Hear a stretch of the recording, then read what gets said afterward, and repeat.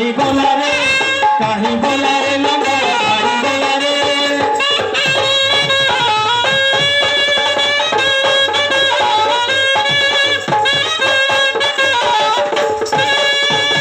আজিরণে বড়রামে পৃথিবী জনভুবনে আজিরণে বড়রামে পৃথিবী জনভুবনে রেবতী হে বলিধবা দিহিবা মতলা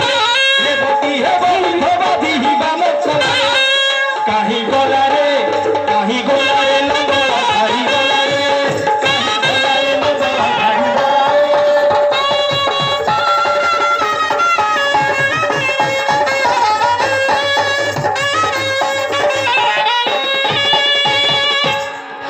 महाराज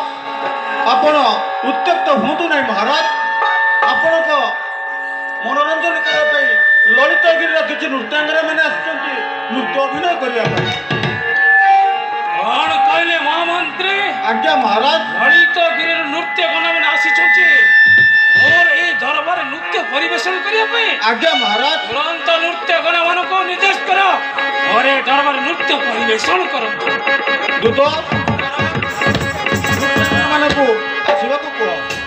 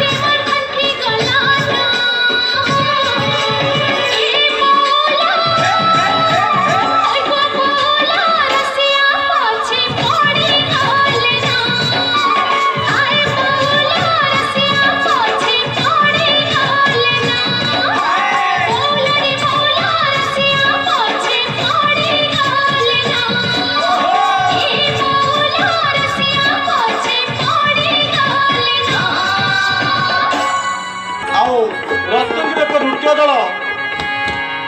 ତାଙ୍କର ନୃତ୍ୟ